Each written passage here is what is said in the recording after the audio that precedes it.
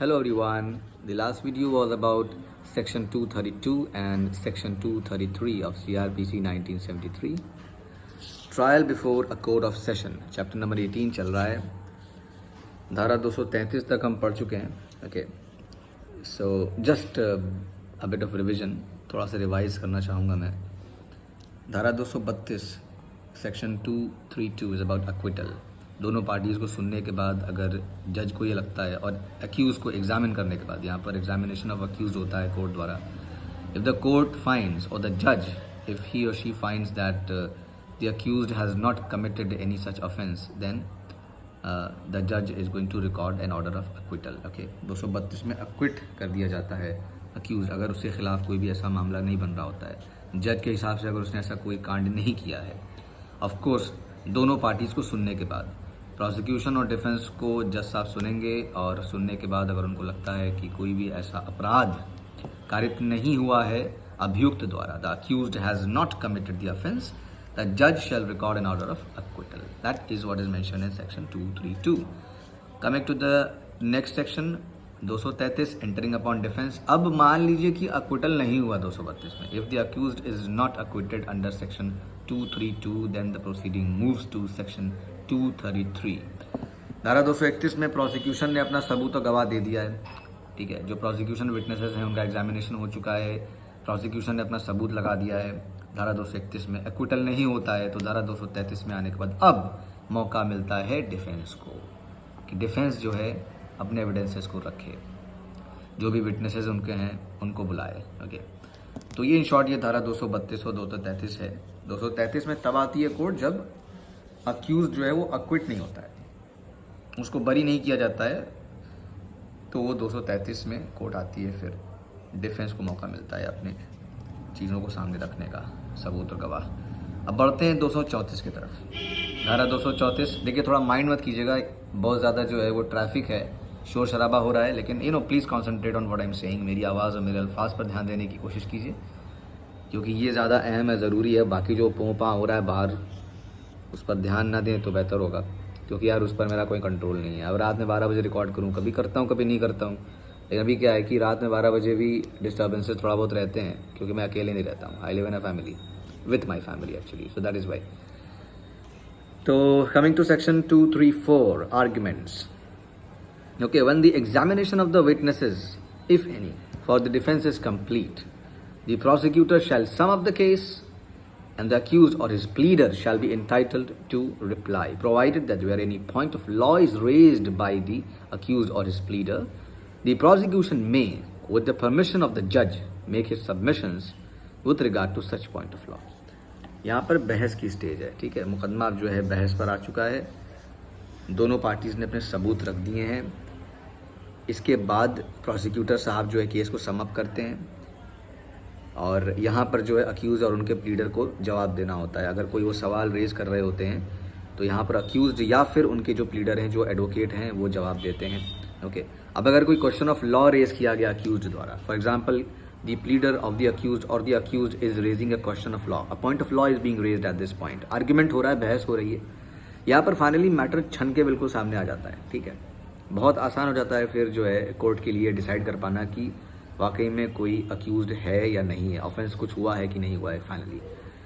तो प्रोसिक्यूटर साहब जब केस समअप कर रहे होते हैं, तो here the accused and the pleader is entitled to reply, and then if there is any point of law that is being raised by the accused or his pleader, then by the permission of the जज, the public prosecutor okay is going to make his submissions with regard to such point of law. अपने submissions फिर वो यहाँ पर रखते हैं अगर कोई पॉइंट ऑफ लॉ रेज किया है अक्यूज्ड या उनके प्लीडर ने. 234 में कुल मिलाकर बहस हो रही होती है. ठीक है, अब आते हैं हम 235 में. Section 235 is about judgment. Okay, judgment of acquittal और कन्विक्शन. बहस हो गई. अब देखिए स्टेप बाय स्टेप चलिए. अभी आप पहले तो प्रोसिक्यूशन ने अपना सबूत और गवाह रखा. ठीक है, एग्जामिनेशन हुआ, सबूतों का अवलोकन हुआ. अगर सबूत नाकाफी है, गवाह क्रेडिबल नहीं है, केस कुछ बन नहीं रहा है, तो कोर्ट वहां पर अक्विट कर देती है अक्यूज्ड को. The accused is acquitted by the court and the जज is going to record an order of acquittal in writing. Now coming to 233, 232 में अक्विटल नहीं होता है. Then the defence is given an opportunity here to present his or her evidences, to put forward his case. वो अपने सबूत को रखते हैं, उसके बाद अगर कोई विटनेस है उनका तो उसको बुलाते हैं। अगर अक्यूज ये रिक्वेस्ट करता है इस स्टेज पर कि किसी न किसी विटनेस को जो ज़रूरी है केस से जुड़ा हुआ है उसको बुलाया जाए, to compel the attendance of that particular witness, the court shall issue the process. Court को प्रोसेस इशू करना पड़ेगा, समन जारी करना पड़ेगा, ठीक है, उस गवाह को तलब करना पड़ेगा, ये ज़रूरी है। It is very important. The word shall has been used, it is imperative, यहाँ पर कोर्ट ये करेगी। ओके, 233 सबसेक्शन 3 की बात कर रहा हूँ। फिर इसके बाद बात आती है बहस की। सारे चीज़ें हो गई हैं, अब फाइनली जो है बहस का एक जो है स्टेज है, यहाँ पर समअप किया जाता है केस, यहाँ पर कुछ सवाल और जवाब होते हैं, बहस होती है। फाइनली ये काम जब हो जाता है तो 235 पर आते हैं जज साहब। The court is going to move to section 235। Okay, finally the judgment of acquittal or conviction. Subsection 1 कह रहा है after hearing arguments and points of law if any the जज shall give up a judgment in the case. Subsection 2 कह रहा है if the accused is convicted, the judge shall, unless he proceeds in accordance with the provisions of section 360, hear the accused on the question of sentence and then pass sentence on him according to law. Okay. Now, बहस सुनने के बाद जज साहब एक judgement देते हैं। 235 में जो है सेशन ट्रायल की बात हो रही है, यहाँ पर जजमेंट दिया जाता है। ओके, अगर अक्यूज कन्विक्टेड है तो उसके ऊपर सेंटेंस पारित कर देते हैं जज साहब। द जज is going to pass sentence on him according to the law, ठीक है, अनलेस एंड अनटिल द जज is going to follow the probation law, section 360। धारा 360 में प्रोबेशन की बात हो रही है, तो अगर द जज is going to proceed according to section 360 then on this stage judgment नहीं पारित करेंगे, ठीक है। प्रोबेशन है क्या? धारा 360 में बहुत सारे सबसेक्शंस हैं। प्रोबेशन का मतलब बेसिकली होता है कि एक बॉन्ड जो है साइन कराया जाता है, ठीक है, आपसे एक अंडरटेकिंग कुल मिलाकर ली जाती है। मैं इन शॉर्ट और इन बहुत ही लेमैन लैंग्वेज में कि ठीक है, आपको हम रिलीज कर रहे हैं फिलहाल, for the timing you are being released on a bond of good behaviour, good conduct, कि आप शराफत से, तमीज़ से रहेंगे, you are going to live a nice life without disturbing others. A promise of good conduct is taken by the court after due admonition of course. This is what is in summary mentioned in section 360। मैं बहुत short में बता रहा हूँ। Section 360 पूरा एक topic है, ठीक है, एक पूरी उस पर किताब लिखी जा सकती है कुल मिलाकर।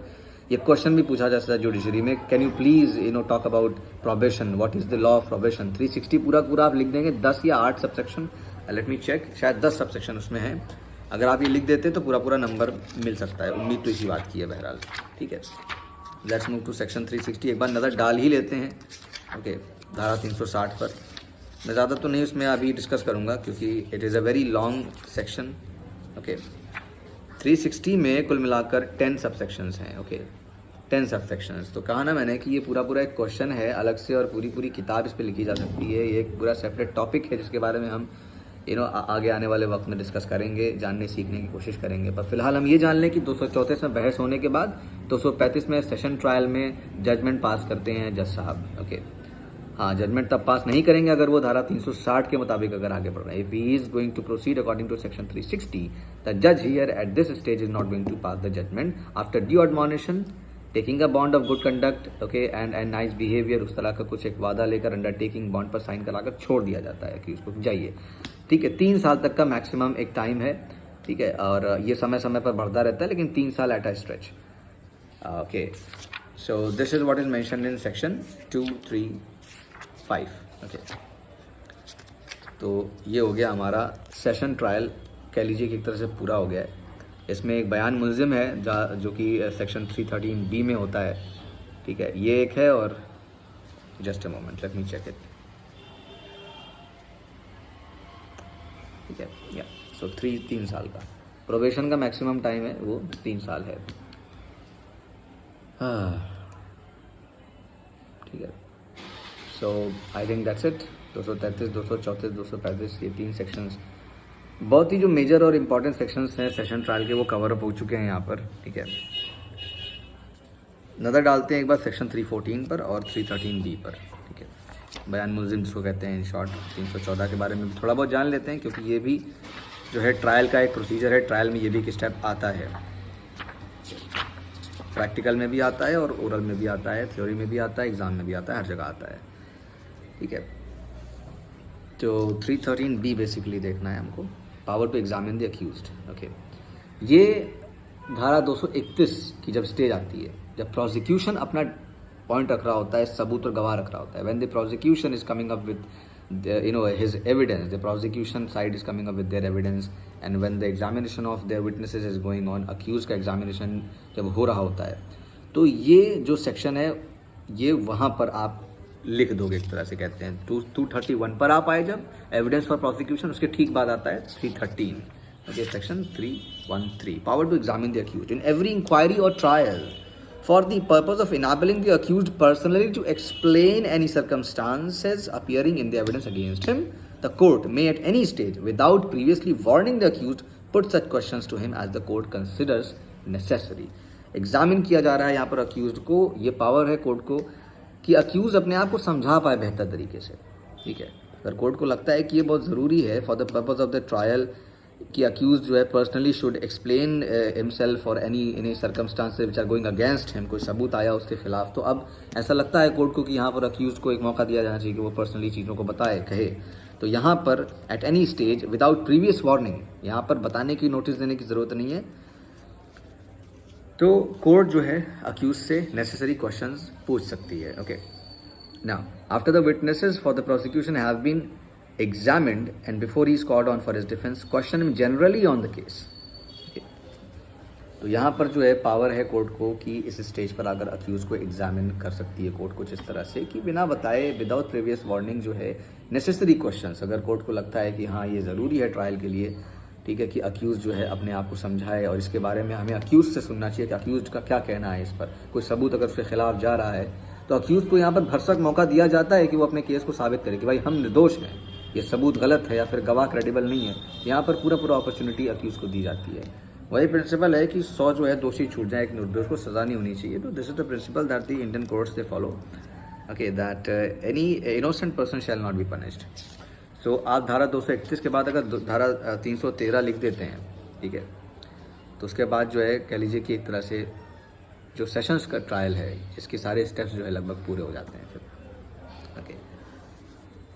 नाउ एक और इम्पॉर्टेंट चीज़ वो ये कि जब सेक्शन 313 बी में एग्जामिनेशन हो रहा होता है या सेक्शन 313 पर जब आता है एग्जामिनेशन ऑफ अक्यूज हो रहा होता है, कोर्ट जब एग्जामिन कर रही होती है अक्यूज को, तो यहाँ पर कोई शपथ नहीं दिलाना है।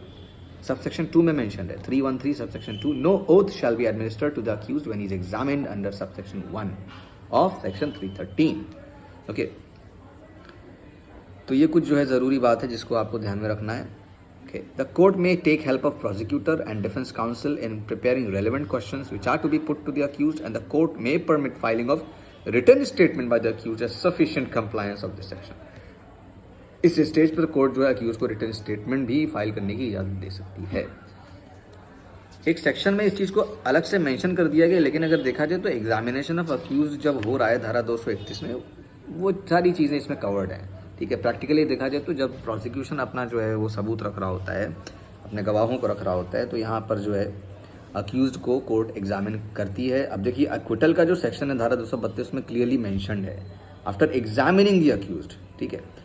तो 231 के ठीक बाद एग्जामिनेशन ऑफ अक्यूज्ड होगा, तभी तो मेंशन है ना, if after taking the evidence for the prosecution examining the accused, तो एग्जामिनेशन ऑफ अक्यूज्ड जो है वो सेक्शन 313 में आ गया। इसको भी आप लिख दें, ज़रूरी है। 313 A B, subsection 1 A and B, and then subsection 2, subsection 5, ये सब बहुत इंपॉर्टेंट सेक्शंस हैं, इनको आप याद कर सकते हैं, लिख सकते हैं। लिख दे तो अच्छे नंबर मिल जाएगा। और क्या क्वेश्चन पूछ सकता है कि धारा 313 का बयान जो होता है, बयान मुलजिम में क्या शपथ दिलाना आवश्यक है या नहीं? हाँ, नहीं पता, तो ये ऐसा very clear cut question, 1 number 3 number जितने भी नंबर का होगा खड़ा है नंबर फिर आपका। तो धारा 231, 32, 33, 34, 35 तक हम पढ़ लिए। सेशन ट्रायल ऑलमोस्ट पूरा हो गया। इसमें जो बहुत मेजर सेक्शंस हैं वो कवर अप हो चुके हैं। अब इसमें बहुत ज़्यादा कुछ है नहीं, कुछ बहुत इंट्रिकेट पार्ट्स हैं, बहरहाल इतनी डिटेल में फिलहाल जाने की ज़रूरत नहीं है। Okay, thank you so much. मिलते हैं अगले वीडियो में, ठीक है।